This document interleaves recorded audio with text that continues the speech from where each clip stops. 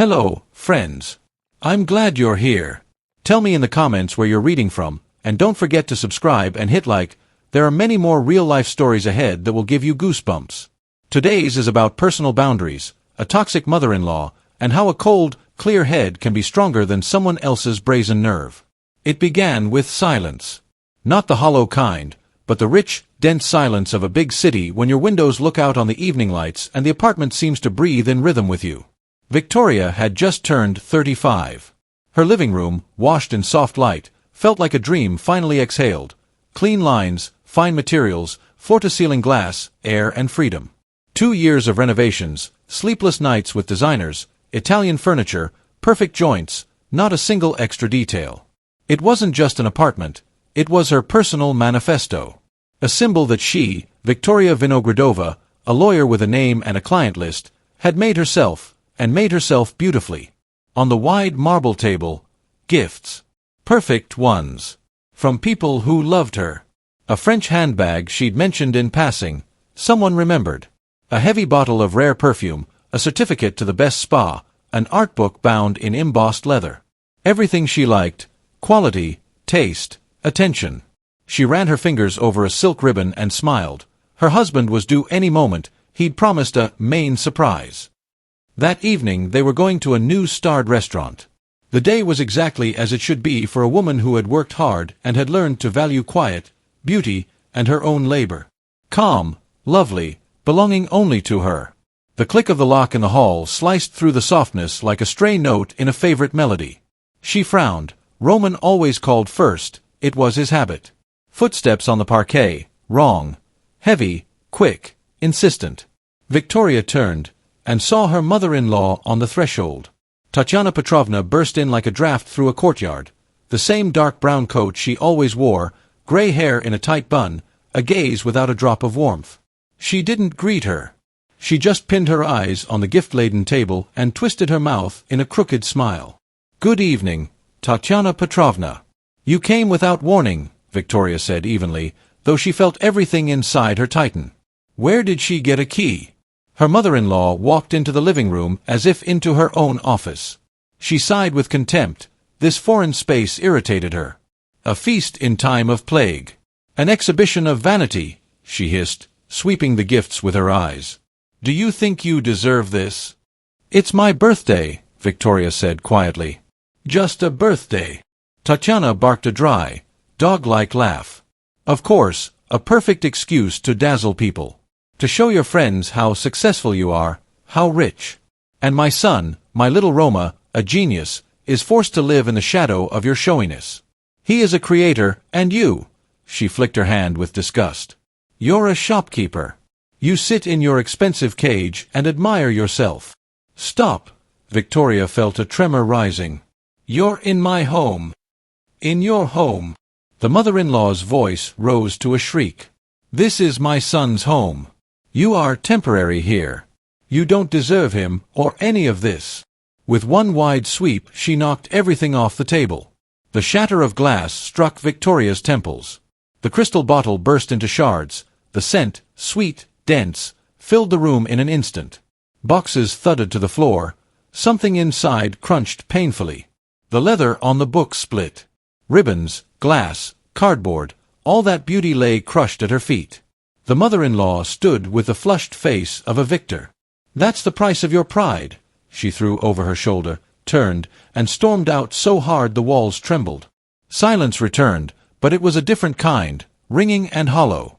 For a few seconds Victoria just stared at the glittering pieces, then sat on the sofa, fumbled for her phone, and dialed her husband. He should protect her. He had to. "Yes, Vika," he answered so matter-of-factly it was as if she were a delivery service calling. "Roma." The tears came on their own, her voice broke. "Your mother, she was here. She smashed everything. She shouted." "Calmly," he cut in, not even trying to sound gentle. "Breathe. What, exactly, did she do?" She explained. The shards, the insults, the foreign key. The pause on the line stretched and became scarier than any shout. "Honestly, Victoria, what did you expect?" His voice turned icy. "She called me. Said you're always flaunting money and act like everyone has to like you. And right now, honestly, listening to you and picturing a mountain of gifts, I'm starting to understand her." For a second, Victoria realized she'd stopped breathing. She listened as if standing on the edge of emptiness. "Roma," she whispered. "She broke into our home and smashed everything." "Your home, Vika. You always emphasize that," he snapped. "Maybe she's sick of your arrogance. Maybe you needed to be put in your place. And yes, maybe you really don't deserve all this." The phone slid from her fingers onto the carpet. He didn't hear the sobbing or the silence. But in that moment Victoria understood the most important thing. She was alone. Completely. Sometimes it's better to understand too late than never. Roman showed up an hour later, looked at the broken glass with the expression of someone who'd stumbled into a household annoyance caused by someone else. He poured water. He started scooping up the shards into a torn box. "No, I'm sorry," no embrace. As if she, rather than his mother, had trashed the place.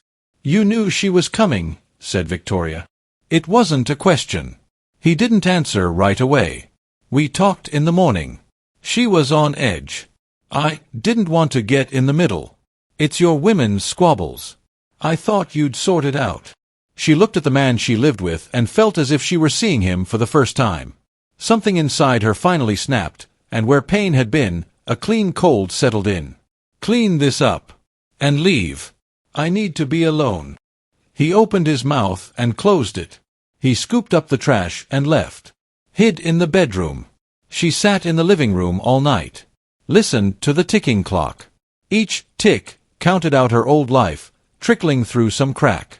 Morning met her with gray light and a simple question blazing in her head like a neon sign. Where did Tatiana get the key? At 9, the doorbell rang. The mother-in-law and her son came in like an ethics committee, together, a tight front. "We have to talk," Tatiana announced, settling on the couch. "About the key." "You will not have a key," Victoria said evenly.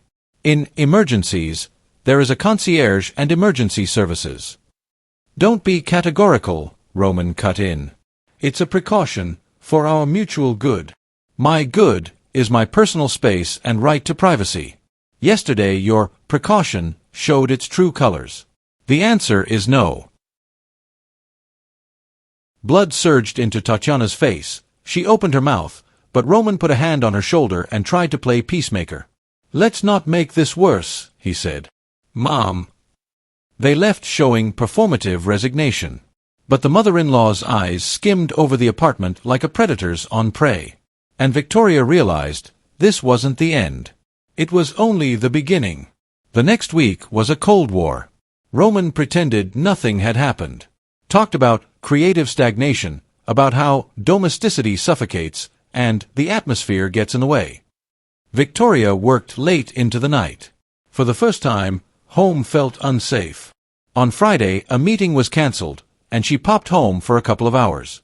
The door to her study was ajar. Inside, Tatiana Petrovna, rifling through her folder on the biggest case she had. Confidential reports, contracts, figures, signatures. This wasn't nerve anymore, it was sabotage. "What are you doing here?" Victoria said quietly. Quietly enough that her mother-in-law flinched. She lifted her chin. "You have a mess. I'm straightening it up. I'm in my son's home, I go where I want. This is my apartment, bought before the marriage." Victoria stepped right up to her. "How did you get in?" At that moment the key turned and Roman walked in, humming to himself, completely unaware. He stopped, seeing the scene. And instead of asking, "What's going on?" he moved to shield his mother. "Vika, what do you think you're doing? Why are you raising your voice at my mother?" "Ask your mother," she said calmly, "what she was doing in my work papers. And ask how she got the key." He looked away for a second, then straightened up as if summoning courage. "I made her a copy. Yes, behind your back. It's my home too. And my mother has the right to come when she wants. Get used to it. Not a drop of regret. Not a drop of respect for her boundaries." In that moment, everything inside Victoria went still. After they left, her eyes fell on Roman's phone, the one he habitually tossed on the hall table. She didn't know what she was looking for. She just opened his messenger. The password was laughable. In the chat with Mom, a message from a week ago, got the key. Phase 1 complete. She suspects nothing. Screenshots went into a folder on her phone like neat exhibits, not with the trembling hands of a victim, but with the precise movements of a lawyer. Phase 2 didn't take long. When Victoria came home one evening, the living room was already under siege. A Soviet-era wall unit in heavy dark wood, a hideous fringed floor lamp, porcelain shepherds, a granny carpet layered over her designer rug. The mother-in-law beamed, like a winner of a district best household contest. Roman was directing the movers. "See how cozy it will be," Tatiana proclaimed. "Yours is like an operating room, cold." "Stop," Victoria said to the movers, steady and clear. "Everything you brought, take it back to the elevator. You'll get paid by me." "How dare you?" Tatiana screeched. "Ungrateful. This has no place in my home. Roman, handle it. I'm taking a shower." When she came back, the intrusions were gone. In their place, Roman's anger. "You humiliated my mother in front of the movers." "I protected my home from an invasion." Victoria poured herself wine and left for her office in silence. In her head something clicked. Her husband's words about money, about shopkeeper, about always counting, coalesced into a worrying thought. $500,000 was missing from the joint account. A transfer to Tatiana Petrovna's card, 10 days ago. "Debts, collectors, helping family," Roman intoned pompously, crumpling the statement as if it were a gum wrapper. At dawn, Victoria opened Tatiana's social media. Photos from a high-end spa, resting body and soul. A restaurant, lobsters, champagne, you must pamper yourself. A new handbag, a bracelet, the price tag was half the transfer. Screenshots went into the Kozlov case folder. Inside, there were no tears or hysterics anymore, just a calm collection of evidence. If we use the language of family conflict, the abuse in this pairing was obvious. Manipulation, psychological pressure, an attempt to establish control. Yes, it was the classic, toxic mother-in-law, and an infantile husband who found it easier to play genius than take responsibility. Then there was an accident. Victoria was leading an important video conference on a case when Tatiana slipped into the kitchen, pulled out wine, and came, with good intentions.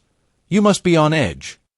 She set a glass on the edge of the table, accidentally snagged it, and fell her whole body across the documents. The wine spread thickly over charts. Her handwritten notes turned into bloody smears.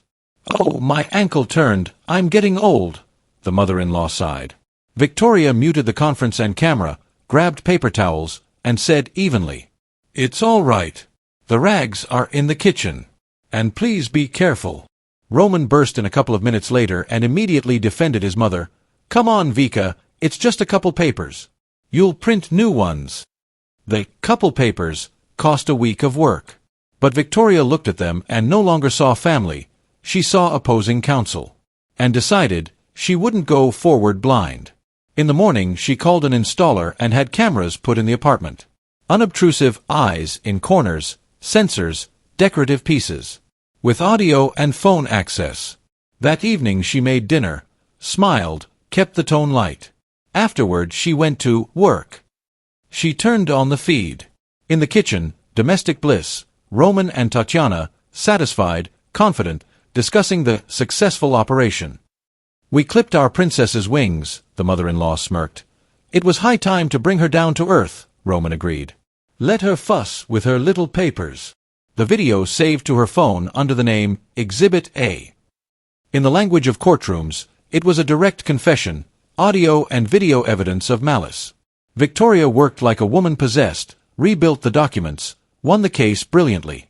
She came home, and there were Roman and Tatiana with a notebook. "We need to discuss the menu.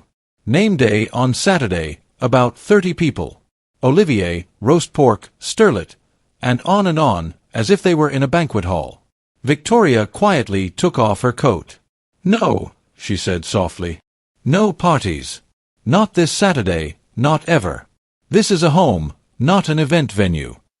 They shouted, raged, manipulated with family and shame. Roman lied to relatives in the bedroom that Vika is just on edge, it'll be fine.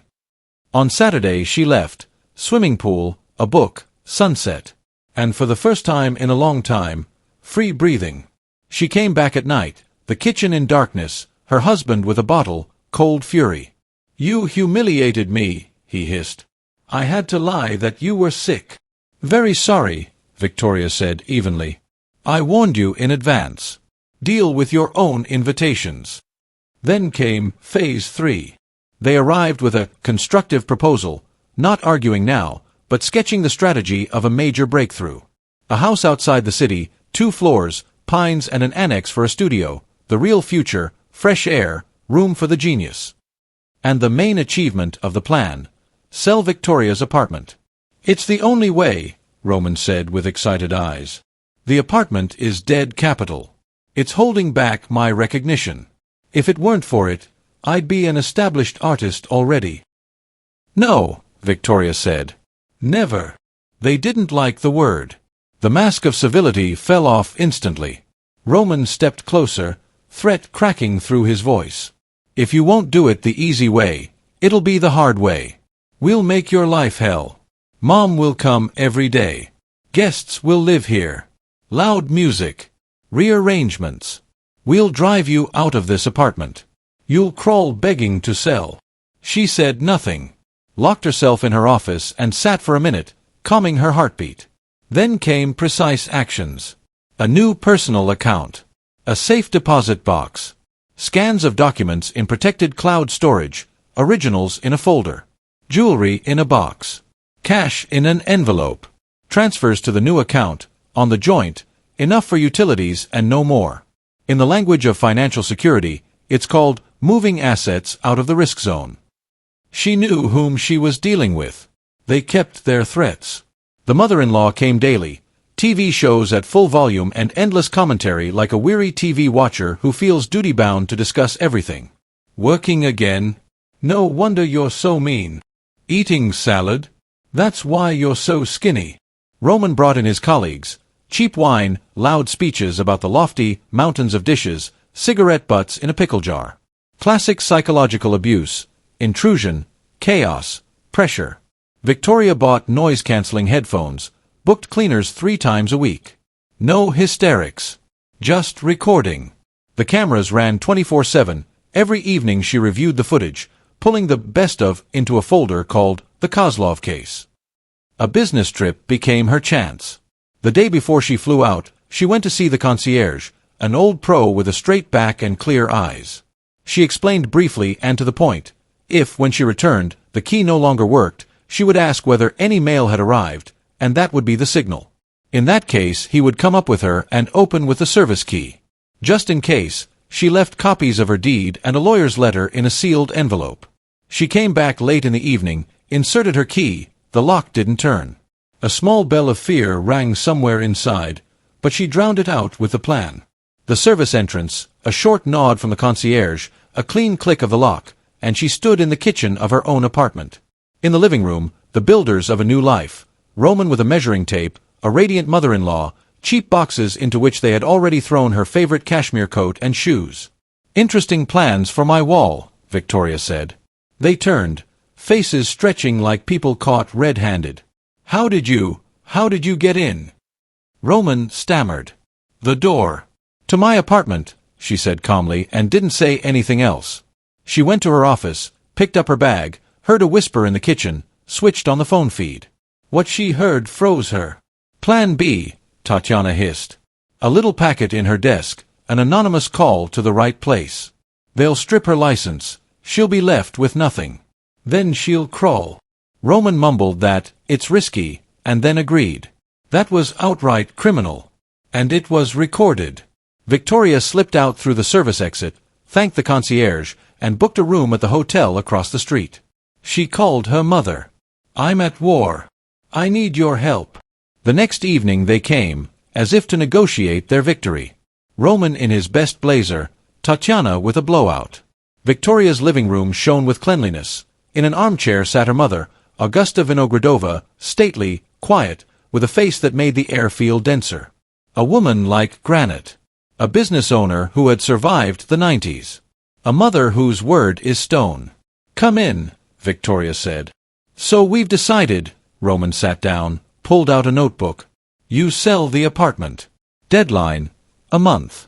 The money goes to the joint account. From there we... The intercom buzzed sharply. Victoria pressed the button. Come up. Who's that? Roman tensed. Helpers, Victoria answered. A minute later, two sturdy men in professional moving uniforms appeared in the doorway.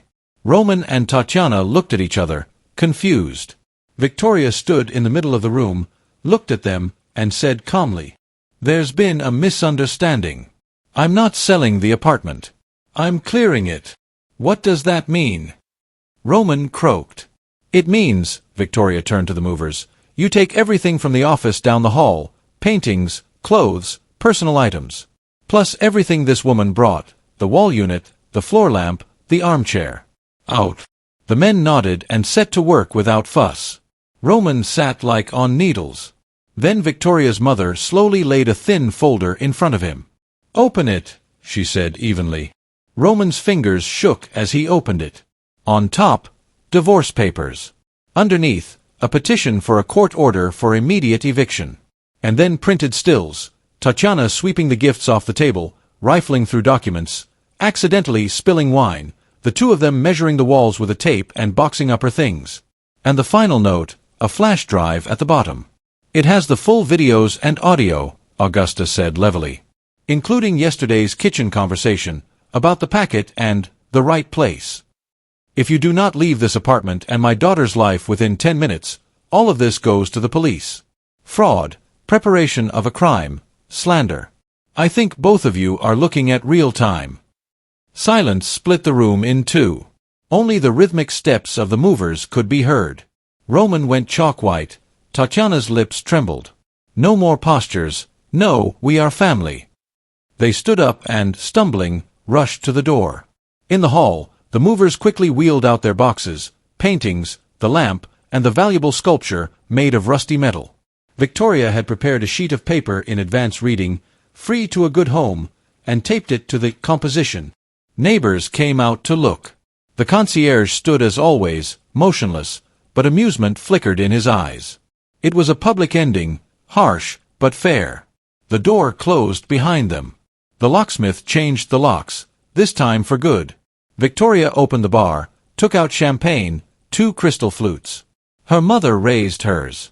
To freedom. To freedom, Victoria echoed.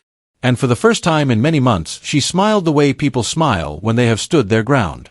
She was home. And now no one would ever take that home from her. This story isn't just about a mother-in-law and a deadbeat husband. It's about boundaries and strength, about psychological abuse and manipulation, about how important it is to stop in time and say, no, for yourself to yourself. About legal protection, about how documents and facts in family conflicts matter more than shouting and grudges. About how toxic relatives can turn life into a battlefield, and how to make that field your territory again. It has everything: family law, property disputes, questions of ownership, and that same female strength that doesn't break under pressure but hardens into steel. Yes, Victoria acted harshly, publicly, painfully for the other side. But when you're up against blackmail, break-ins, theft, threats, and a plan to plant drugs to destroy your profession, this is no longer a family conflict. It's a direct threat. And threats are answered not with niceties. Threats are answered with the law, with facts, and with cold calculation. Ask yourself, what would you do in her place? Would it have been enough to just get divorced and evict, or would you also put a final period, one so definitive no one would ever get the idea to test your strength again? Do you think the ending is fair? Or does it seem excessively harsh? Write which side you're on. Your view matters. Stories like this are a mirror in which we see, again and again, the boundaries of can and cannot in family relationships.